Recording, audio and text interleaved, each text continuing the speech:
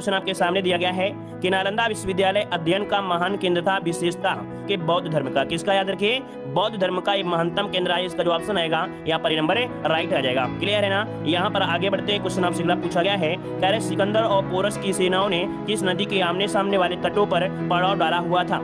यहाँ पर कौन सी नदी है, यहाँ पर बताना है कौन सी नदी है जिसके आमने सामने यहाँ पर पड़ाव डाला था। देखिए आपका जवाब हो जाएगा बी नंबर आपका झेलम नदी। आपसे अगला पूछा गया है, कह रहे वह संत जिसने अशोक को बौद्ध के प्रति प्रभावित किया था। वह संत जिसने अशोक को बौद्ध धर्म के या कह सकते हैं बौद्ध के प्रति प्रभावित किया था। यहाँ पर देखिए ऑप्शन हो जाएगा बी नंबर उपगुप्त थे। कौन थे भाई, उपगुप्त। याद रखिए उपगुप्त। आपको याद होगा कि कलिंग के युद्ध के बाद अशोक ने कह सकते हैं बुद्ध नीति अपना लिया, मतलब यहाँ पर अपना लिया था, है ना, मतलब धर्म और धर्म नीति को अंगीकृत किया था। यहाँ पर जो ऑप्शन है यहाँ पर आपका बी नंबर राइट हो जाएगा। आगे बढ़ते क्वेश्चन आपसे अगला पूछा गया है, क्या आपसे भारत का प्रथम मुगल शासक कौन था। बहुत अच्छे क्वेश्चन आपके हैं, बिल्कुल चुने हुए प्रश्न आपके हैं। तो देखो दिया गया भारत का प्रथम मुगल शासक जो था इनमें से कौन था, बाबर। याद रखिए भारत का प्रथम मुगल शासक जो था वो बाबर था। इसका जो ऑप्शन आपका सी नंबर हो जाएगा। एक युद्ध हुआ था 1526 में, ठीक है, 1526 में बाबर और इब्राहिम लोदी के बीच युद्ध हुआ था जिसमें बाबर की जीत हुई थी और दिल्ली में मुगल साम्राज्य की नींव इसी ने रख दिया था। इस प्रकार से ऑप्शन सी हो जाएगा। आगे बढ़ते क्वेश्चन दिया गया है, कह आपसे भारतीयों के लिए महान सिल्क मार्ग किसने आरंभ करवाया। भारतीयों के लिए महान सिल्क मार्ग किसने आरंभ करवाया, आपका ये हो जाएगा कनिष्क ने, ठीक है। कनिष्क जो कि कुषाण वंश का महानतम शासक था, इसी ने यहाँ पर सिल्क मार्ग अपनाया था अर्थात आरंभ कराया। तो आपका जवाब क्या हो जाएगा, यहाँ पर ए नंबर राइट हो जाएगा। क्वेश्चन आपसे अगला पूछा गया है, यहाँ पर कह रहा है वास्को डी गामा भारत वर्ष किस आया था।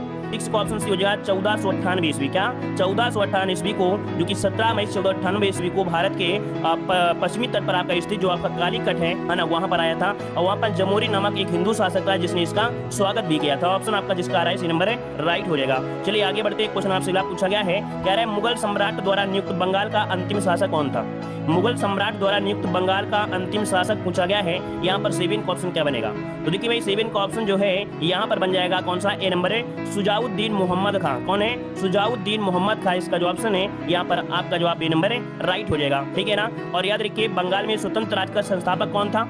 अगर पूछे बंगाल में स्वतंत्र राज्य का संस्थापक कौन था, तब आपको जवाब देना मुर्शिद कुली खां। क्या मुर्शिद कुली खां, इसने अपनी ढाका को मुर्शिदाबाद स्थानांतरित भी किया था। और यहाँ पर जो आपका आंसर है यहाँ पर क्या हो जाएगा, आपका बी नंबर राइट हो जाएगा। चलिए क्योंकि ऑप्शन दिया नहीं किया है यहाँ पर, अंतिम फरुखसियर को कहा जाता है। चलिए आगे बढ़ते क्वेश्चन आपसे दिया गया है, क्या आपसे भारत का प्रथम भारतीय गवर्नर जनरल कौन था। भारत का प्रथम भारतीय गवर्नर जनरल में से कौन था। भारत का प्रथम भारतीय गवर्नर, देखो भारतीय लगा दिया है ना, और जब भारतीय लगा दिया है तो ऑप्शन क्या आ जाएगा, यहाँ पर आठ का आंसर सी हो जाएगा, सी राजगोपालाचारी लगाना है, सी राजगोपालाचारी इसका आंसर है राइट हो जाएगा। क्लियर है ना। और यहाँ पर ये जो आपके थे 1937 में, कब 1937 में ये आम चुनाव में मद्रास के प्रधानमंत्री भी चुने गए थे। तो ऑप्शन हो जाएगा आपका सी नंबर। यहाँ पर आगे बढ़ते क्वेश्चन आपसे अगला पूछा गया है, क्या आपसे 1857 के विद्रोह के समय भारत का गवर्नर जनरल कौन था।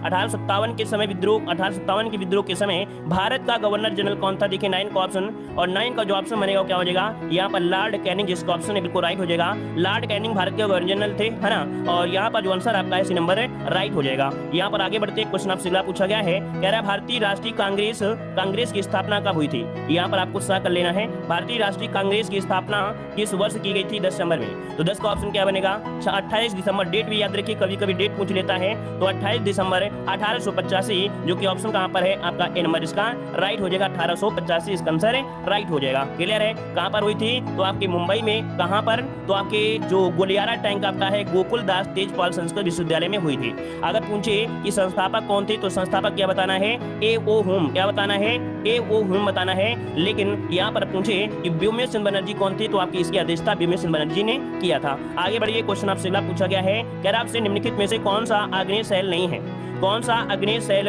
नहीं है, यहाँ पर देखिए 11 नंबर में। तो 11 का ऑप्शन क्या हो सकता है यहाँ पर, तो ऑप्शन ए नंबर जो आपका डोलोमाइट है। क्या, जो आपका डोलोमाइट है या आपका आग्नेय शैल नहीं है, इसका ऑप्शन बनेगा ए नंबर इसका राइट हो जाएगा। अगला क्वेश्चन आपसे दिया गया है, क्या आपसे देशों के निम्नलिखित समूह में से किसके साथ अरुणाचल प्रदेश की सीमा साझा है। ऑप्शन क्या हो जाएगा आपका सी नंबर इसका राइट हो जाएगा। क्लियर। अगर पूछे कि अरुणाचल प्रदेश की स्थापना कब की गई थी, तो अरुणाचल प्रदेश की स्थापना हुई थी 20 फरवरी। क्या 20 फरवरी और साथ में आपका 1987 की स्थापना की गई थी।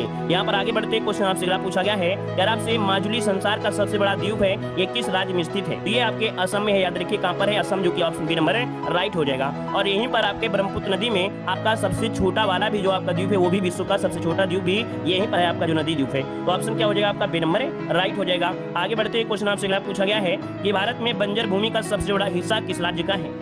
ये पड़ता है राजस्थान में, याद रखिए इसका जो ऑप्शन है यहाँ पर डी हो जाएगा। बंजर भूमि का सबसे बड़ा हिस्सा कहाँ पर है? राजस्थान का ही आपका है। और यहाँ पर आगे बढ़ते हैं क्वेश्चन आपसे अगला पूछा गया है, क्या आपसे भारत की निम्नलिखित नदियों में से कौन सी डेल्टा नहीं बनाती है?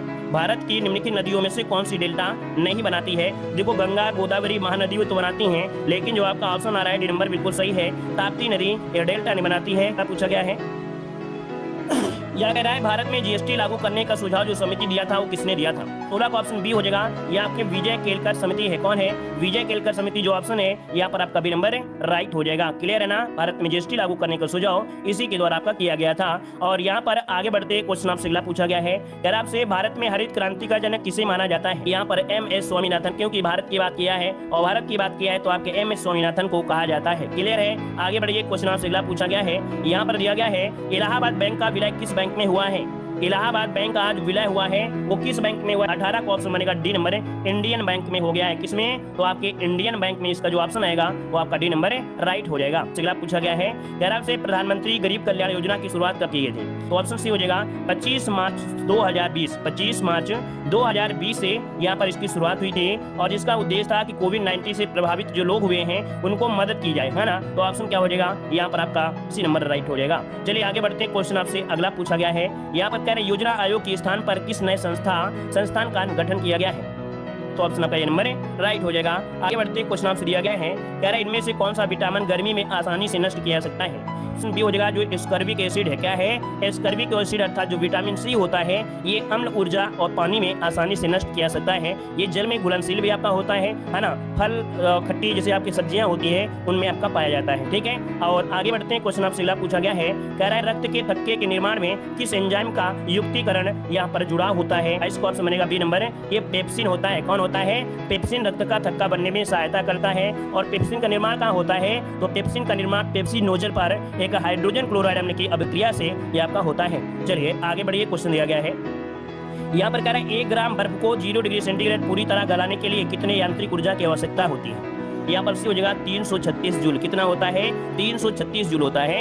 याद रखिए, आगे बढ़िए, क्वेश्चन दिया गया है निम्नलिखित में से किसमें न्यूनतम आवृत्ति होती है? निम्नलिखित 24 का ऑप्शन हो जाएगा जो दृश्य प्रकाश है। याद रखिएगा कि जो दृश्य प्रकाश होता है इसमें न्यूनतम आवृत्ति होती है, जो कि ऑप्शन बनेगा क्या? ए नंबर इसका राइट हो जाएगा। आगे बढ़ते हैं, क्वेश्चन आपसे अगला पूछा गया है, कह रहा है निम्नलिखित प्रकार के कांचों में कौन सा एक पराबैंगनी किरणों को विच्छेदन कर सकता है? यहाँ पर देखिए जो क्रुक्ष कांच होता है, नोट करिए, जो आपका क्रुक्ष कांच होता है इसमें इतनी क्षमता होती है कि आपके कांच को विक्षेपित कर सकता है। ऑप्शन आपका डी नंबर राइट हो जाएगा। आगे बढ़ते क्वेश्चन आपसे अगला पूछा है, निम्नलिखित में से किस अधिनियम के अंतर्गत केंद्र में द्वैध शासन प्रणाली को स्थापित किया गया था?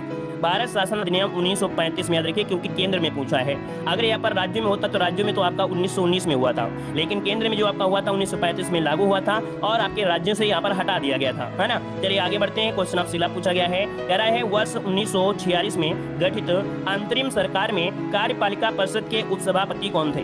तो ऑप्शन सी हो जाएगा JL नेहरू। आगे बढ़ते हैं, क्वेश्चन आपसे अगला पूछा गया है, कह रहा है भारत के संविधान में उद्देशिका का विचार कहाँ से लिया गया है? चलिए 28 का ऑप्शन हो जाएगा USA से। कहां से लिया गया है? तो आपके USA से आपका ये लिया गया है। आगे बढ़ते क्वेश्चन आपसे अगला पूछा गया है, कह रहा भारतीय संविधान के किस अनुच्छेद में अखिल भारतीय सेवाओं का प्रावधान किया गया है? तो देखो भाई यहाँ पर अखिल भारतीय सेवा जो कि आर्टिकल नंबर 312 हो जाएगा, जो कि ऑप्शन बी नंबर है यहाँ पर राइट हो जाएगा। यहाँ पर आगे बढ़ते क्वेश्चन आपसे अगला पूछा गया है, भारतीय संविधान के किस अनुच्छेद में केंद्र शासित प्रदेशों हेतु उच्च न्यायालय का उल्लेख किया गया है? यहाँ पर देखिए ऑप्शन बी हो जाएगा अनुच्छेद 241। याद रखिएगा, कह रहा है उच्च न्यायालय का उल्लेख किया गया है, ये आपका अनुच्छेद 241 इसका आंसर राइट हो जाएगा। और इसके बाद आगे बढ़ते क्वेश्चन आपसे अगला पूछा गया है, कह रहा है अन्वेषण का शुद्ध संधि इनमें से क्या होता है? डी नंबर राइट हो जाएगा। अगर हम आपसे पूछे कि किस प्रकार से इसका निर्माण हुआ है, देखो यहाँ पर छोटा ऊ का निर्माण है ना? यहाँ पर आपका दिया गया है क्या, ऐ दिया गया है, और इन दोनों को मिलाते हैं तो आपका हुआ बन जाता है, क्या बन जाता है, हुआ का निर्माण होता है। तो इस कारण से ऑप्शन क्या हो जाएगा, यहाँ पर डी नंबर बिल्कुल राइट हो जाएगा। आगे बढ़िए, क्वेश्चन आपसे दिया गया है निम्नलिखित में से उन्मूलन का विलोम इनमें से क्या होता है। उन्मूलन का विलोम क्या होता है, रोपण होता है। क्वेश्चन आपसे दिया गया है, कह रहा है निम्नलिखित में से कौन सा शब्द वृक्ष का पर्यायवाची नहीं है।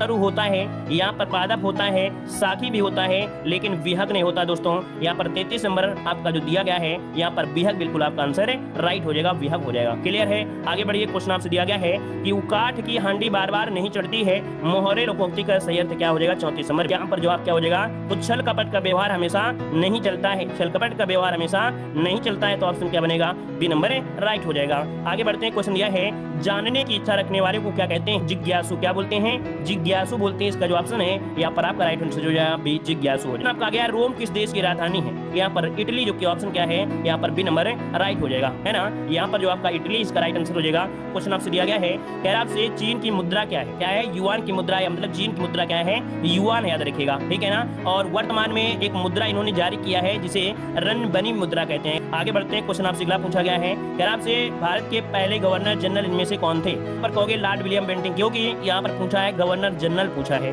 तो ऑप्शन बी हो जाएगा लॉर्ड विलियम बेंटिंग, याद रखिए लॉर्ड विलियम बेंटिंग, ठीक है ना। चलिए आगे बढ़ते हैं, क्वेश्चन आपसे दिया गया है कि विश्व पर्यावरण दिवस कब मनाया जाता है, विश्व पर्यावरण दिवस कब मनाते हैं। यहाँ पर आंसर आपका राइट क्या हो जाएगा, तो देखिए 44 का ऑप्शन क्या बनेगा। चलिए ऑप्शन देखिए, सी नंबर है, यहाँ पर 5 जून, आपका जवाब क्या हो जाएगा, 5 जून इसका आंसर है राइट हो जाएगा। क्वेश्चन आपसे अगला पूछा गया है, कह रहा आपसे कि पेट्रोलियम निर्यात देशों के संगठन जिसे ओपेक कहा जाता है, इसका मुख्यालय किस शहर में है। 45 का ऑप्शन क्या बनेगा, तो यहाँ पर वियना जो ऑप्शन आ रहा है, यहाँ पर डी नंबर राइट हो जाएगा। अगर पूछे कि इसकी स्थापना कब की गई थी, तो 14 सितंबर कब की गई थी दोस्तों, 14 सितंबर 1960 में इसकी स्थापना की गई थी। आगे बढ़ते हैं, क्वेश्चन दिया गया है केंद्रीय भैंस अनुसंधान संस्थान कहाँ पर स्थित है, ये हिसार में है, याद रखिए कहाँ पर है, हिसार, जो कि ऑप्शन आपका सी नंबर इसका राइट हो जाएगा। अगर पूछे कि कपास अनुसंधान कहाँ पर है, तो कपास अनुसंधान कहाँ पर है दोस्तों, आपके नागपुर में है। कहाँ पर है, नागपुर में है। अगर आपसे कानपुर में पूछे क्या है, तो आपका दलहन अनुसंधान क्या है, दलहन अनुसंधान आपके कहाँ पर है, कानपुर में है। और यहाँ पर अगर पूछे करनाल में क्या है, तो करनाल में क्या है भाई, राष्ट्रीय डेयरी अनुसंधान है, क्या है, डेयरी अनुसंधान, जो आपका डेयरी अनुसंधान है वो कहाँ पर है, आपके करनाल हरियाणा में हो जाएगा। तो हर एक क्वेश्चन से क्वेश्चन बनते हैं। यहाँ पर देखिए अगला क्वेश्चन कि राज्यसभा के सदस्यों का कार्यकाल कितना होता है। 47 का ऑप्शन हो जाएगा, याद रखिए 6 वर्ष होता है। कितना होता है दोस्तों, यहाँ पर 6 वर्ष, जिसका ऑप्शन है बिल्कुल राइट हो जाएगा। एक पॉइंट और होता है कि यहाँ पर 1/3 जो होते हैं, 1/3 जो होते हैं वो आपके 2 वर्ष में सेवानिवृत्त हो जाते हैं, और ये एक स्थायी निकाय होते हैं, इसे कभी भी भंग नहीं किया जा सकता, याद रखिएगा। आगे बढ़ते हैं, क्वेश्चन आपसे दिया गया है निम्नलिखित में से कौन सा पर्यटन स्थल दिल्ली में स्थित है, तो लोधी गार्डन, याद रखिए यहाँ पर जो आंसर है वो क्या हो जाएगा, यहाँ पर लोधी गार्डन है। अगर आप लोग यहाँ पर गेटवे ऑफ इंडिया दोगे तो भैया ये तो मुंबई में है।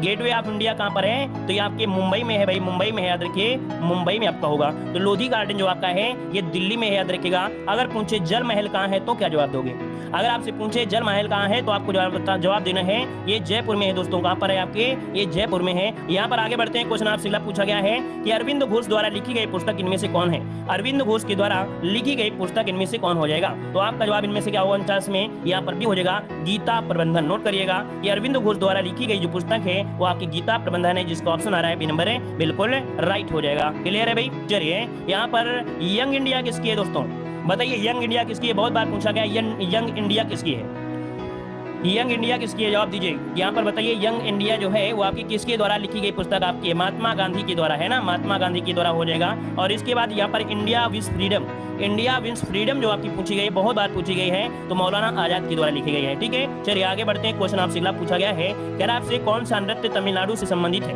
कौन सा नृत्य तमिलनाडु से संबंधित है। 50 को ऑप्शन दीजिए, आपका सही जवाब इनमें से क्या हो, आंसर होगा कुंभी। ये कहाँ से है, तमिलनाडु से है, याद रखिए ये आपके तमिलनाडु से हो जाएगा।